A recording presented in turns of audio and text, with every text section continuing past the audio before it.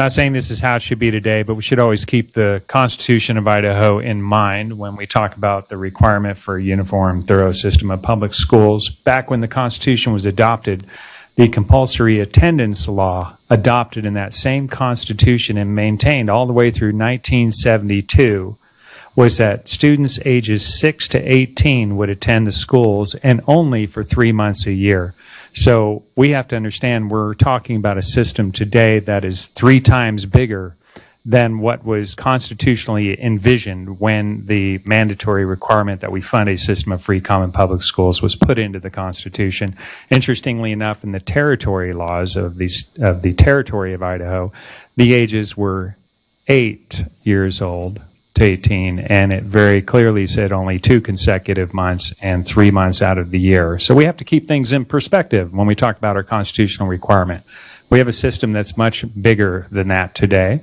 And so with that in mind, I do appreciate that the governor, his plan, which we fully funded in JFAC today for public schools, included $97.4 million additional classified staff salaries, and included $6,300 per teacher in the state of Idaho in a raise that's going to put us at number 10 in among the states.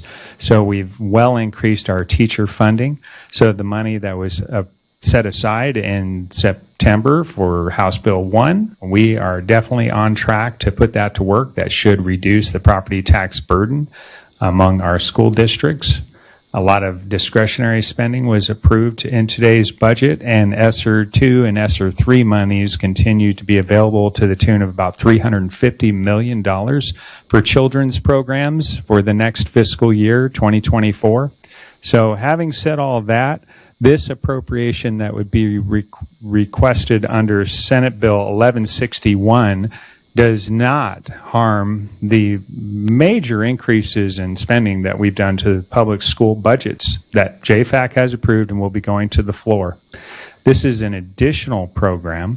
We're looking at a lot of policies in the legislature this session that cost considerably more than this, and I think this is a reasonable program to increase school choice for those students in Idaho who do not fit into the current system. And so that's why I will be supporting sending Senate Bill 1161 to the floor. Thank you, Senator. Okay.